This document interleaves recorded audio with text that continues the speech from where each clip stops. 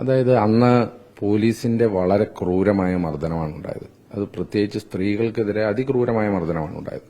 ചില സ്ത്രീകളുടെ വസ്ത്രം വലിച്ചു കീറുക, അതുപോലെ തന്നെ അവരെ തിരഞ്ഞുപിടിച്ച് ആക്രമിക്കുക. ഇത് കേരളത്തിലെ ഈ സമരവുമായി ബന്ധപ്പെട്ടുകൊണ്ട് കണ്ണൂരും തിരുവനന്തപുരത്തും ആലപ്പുഴയിലും ഒക്കെ കണ്ട ഒരു പ്രവണതയാണ്. അതിൽ ആലപ്പുഴയിലെ പോലീസ് അതിക്രൂരമായിട്ടാണ് മേഘയെ മർദ്ദിച്ചത്.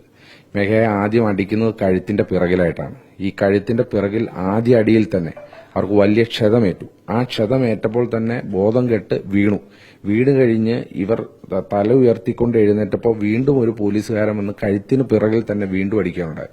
ആ ക്ഷതമാണിപ്പോൾ ഈ ഡിസ്ക് ബൾജ് ചെയ്ത് 4 സ്ഥലങ്ങളിലായി ഡിസ്ക് ബൾജ് ചെയ്തിട്ടാണ് ഇപ്പോൾ ഇരിക്കുന്നത്. ആ ഡിസ്ക് ബൾജ് ചെയ്തത് കാരണം അവർക്ക് വലിയ ശ്വാസം മുട്ടൽ അനുഭവിക്കുകയാണ്. ഇപ്പോൾ ഈ സമരത്തിന് ശേഷം ഏതാണ്ട് 10-15 ദിവസം കഴിഞ്ഞു.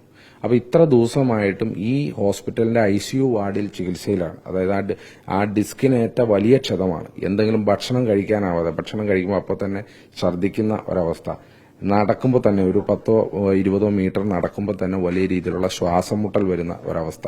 അപ്പൊ ഇങ്ങനെ ഒരു അവസ്ഥയിലാണ് ഇപ്പോൾ ഇരിക്കുന്നത്. പക്ഷേ ഡോക്ടർമാരുടെ ഭാഗത്തുനിന്ന് ഇപ്പോൾ ഉണ്ടായിരുന്നത് അത് ഭേദമാക്കാൻ പറ്റുന്ന അസുഖങ്ങളാണുള്ളത്, സർജറിയിലേക്ക് പോകേണ്ട കാര്യമില്ല എന്നുള്ളതാണ്. നമ്മൾ 2-3 ഹോസ്പിറ്റലുകളിൽ നമ്മൾ ഒപ്പീനിയൻ എടുത്തിട്ടുണ്ട്. ഇവിടെ ഏറ്റവും മികച്ച ചികിത്സയാണ് ഈ ഹോസ്പിറ്റലുമായി ബന്ധപ്പെട്ട് നൽകുന്നത്. അപ്പോൾ അവര് അത് ഭേദമാക്കാം, ഉടനെ തന്നെ വീട്ടിൽ പോയാൽ തന്നെയും വീണ്ടും കുറച്ചു നാളത്തുകൂടി റെസ്റ്റ് എടുക്കേണ്ടി വരും എന്നുള്ളൊരു സാഹചര്യമാണ്. ഒന്ന് ആലോചിക്കൂ, ഒരു പെൺകുട്ടി ഒരു സ്വയം സംരംഭം നടത്തുന്ന, ലോൺ എടുത്ത് സ്വയം സംരംഭം നടത്തുന്ന ഒരു വനിത, ആ വനിതയെ അവരുടെ കഴുത്തിന് പിറകിൽ മനഃപൂർവ്വമായി ഒരാൾ അടിയേറ്റ് വീണ്, ക്ഷതമേറ്റ് വീണ്, ബോധം കെട്ട് വീണ്ടും ബോധം തിരിച്ചു വന്ന് എഴുന്നേറ്റപ്പോൾ വീണ്ടും അടിക്കുന്ന ഒരു പ്രവണത. കേരളത്തിലെ പോലീസിന്റെ മൃഗീയമായ അവസ്ഥയാണ് നമ്മൾ കാണുന്നത്. ഒരു പെൺകുട്ടിയെ പോലും ഇത്ര മാരകമായി അടിച്ച് 15 ദിവസമായി ICU വാർഡിൽ കിടക്കുകയാണ്. അതാണ് നമ്മളിപ്പോൾ ഇവിടെ കാണുന്നത്. ഇപ്പോൾ പൂർണ്ണമായും അത് നമ്മുടെ പാർട്ടി നേതാക്കന്മാർ തന്നെയാണ് ഇപ്പോൾ എടുക്കുന്നത്. ഇപ്പോൾ ശ്രീ രമേശ് ചെന്നിത്തലയാണ്, അദ്ദേഹമാണ് ബിലീവേഴ്സ് ഹോസ്പിറ്റലിലെ മുഴുവൻ കാര്യങ്ങളും അദ്ദേഹത്തിന്റെ നേതൃത്വത്തിലാണ് ചെയ്തുകൊണ്ടിരിക്കുന്നത്.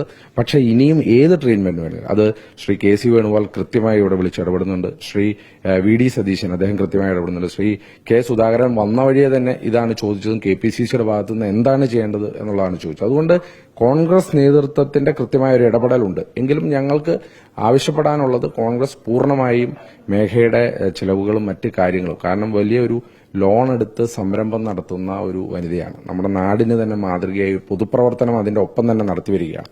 അപ്പൊ അവർക്ക് ഉണ്ടായ പാർട്ടി പ്രവർത്തനത്തിനിടയിൽ പോലീസിന്റെ മൃഗീയമായ പീഡനത്തിൽ ഒരു സമരമുഖത്തുണ്ടായ ഈ പരിക്ക് അത് പാർട്ടിക്കേറ്റ പരിക്കായി കണ്ടുകൊണ്ട് പാർട്ടി തന്നെ മേഘയെ പൂർണ്ണമായി ഏറ്റെടുക്കണം എന്നുള്ളൊരാവശ്യം യൂത്ത് കോൺഗ്രസിനുണ്ട്. അത് ഉറപ്പായി ഞങ്ങൾ KPCC അധ്യക്ഷന് മുമ്പാകെ വയ്ക്കും. KPCC അധ്യക്ഷൻ തീർച്ചയായിട്ടും അദ്ദേഹം ഇപ്പോഴേ അന്വേഷിക്കുന്ന അദ്ദേഹം അത് ഏറ്റെടുക്കുമെന്നുള്ള പൂർണ്ണ വിശ്വാസമുണ്ട്. ഇപ്പോഴും ഞങ്ങൾ പൂർണ്ണമായി ഏത് കാര്യത്തിനും, ഈ ഹോസ്പിറ്റലല്ല ഇനി ഏത് അത്യാധുനിക ചികിത്സ വേണമെങ്കിലും അത് യൂത്ത് കോൺഗ്രസും പൂർണ്ണമായി ഏറ്റെടുത്ത് ചെയ്യും എന്നുള്ള കാര്യം സംശയമുണ്ട്.